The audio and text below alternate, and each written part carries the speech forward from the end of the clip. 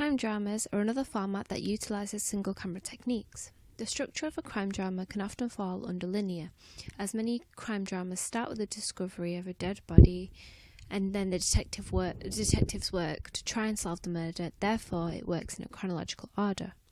We also see the use of flashbacks to show the victims before they were murdered, or how their lives were before their death. And then crime dramas can also be either realist or anti-realist.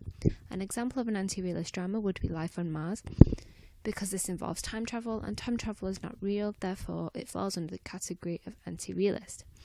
The endings of crime dramas are generally closed because the crime is solved at the end, as the dramas revolve around the cases being worked on by detectives, and then at the end we come to a conclusion. For my example, I'll be using the British crime drama Sherlock. Sherlock is a television series which is based off the Sherlock Holmes detective stories written by Sir Arthur Conan Doyle, and there are 4 series to the crime drama.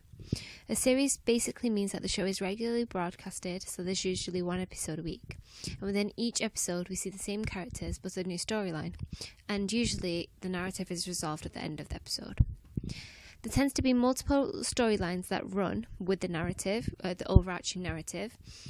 So, for example, in a series, each episode revolves around a variety of crimes and perpetrators. And so that would be the overarching narrative. And then we see micro-narratives, where we see recurring roles. So, for example, we have Holmes's conflict with Nemesis Jim Moriarty. And that's a recurring feature that we see through the series.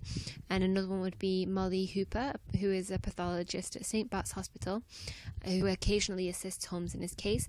And so each of those narratives as it is its own story. Again, we have John Watson, but again, I feel like that would be part of the overarching narrative as he assists Sherlock in trying to solve the cases. I'm just going to talk about some of the technical aspects that I saw when it comes to creating a crime drama that I actually saw in the first episode of Sherlock from the first series. So in the opening of the episode 1, we see John having a nightmare whilst he's reliving the past when he was in Afghanistan due to his post-traumatic distress. Now, in order to see those flashbacks, we see the use of bokeh, and bokeh is when there's out of focus light and it creates a dreamlike effect, as well as blurry images also help to differentiate between the real life and John's dream state. Low-key lighting is used to isolate the subject and make the audience feel uneasy. In a way, it makes the audience feel kind of what John is experiencing at the time. It also helps to minimise distractions in frame and guides the audience's eyes to where you want them to be. So in a way, it creates an interesting and mysterious shot. So next, when John is speaking to his therapist about his post-traumatic distress, we see the use of an L cut.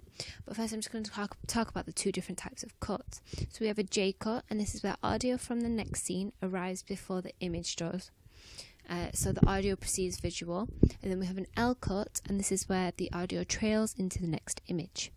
J and L cuts are used in conversation, and it allows the editors to break up the conversation and create more natural flow, as well as including the reaction shots. So, for example, when John Watson speaks to his therapist, an L cut is used so that the audio from the therapist who is speaking continues into the shots where we then see John's reaction to what she has been saying. A few other technical aspects I've seen.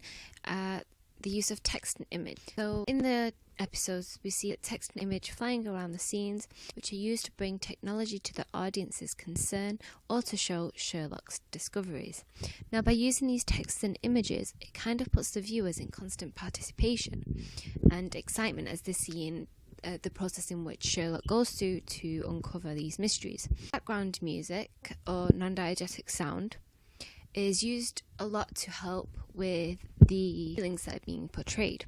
So, diegetic sound in the form of background music is used to create tension. Background music is often used in Sherlock, and depending on the situation, the tone of music fits the feelings being portrayed.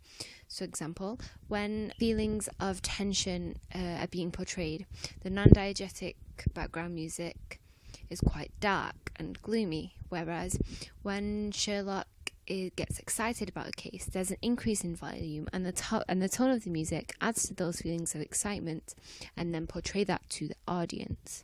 One thing I've come across quite a lot in the first episode is the use of transitions, mainly cross dissolves. Cross dissolve can symbolise a passage from one scene to the next, or a cross dissolve can symbolise overlapping ideas between scenes.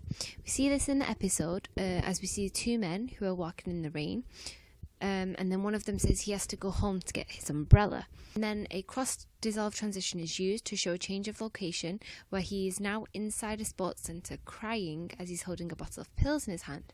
Then another cross-dissolve is used to show a shot of a newspaper with the headlines showing that a suicide has taken place in the sports centre. This transition can be used to signify a change in time as well. Another thing that is taken into account throughout the TV show is the mise-en-scène. For example, whilst in the police station where lots of reporters are there, we often hear the sound of the phone ringing. We don't see the phone there, but it's just a non-diegetic sound to help fit in the location, which is the police station. People obviously call the police station quite often, obviously for emergencies, and so it just kind of reinforces the fact that they are in the location, so it just fits the scene better.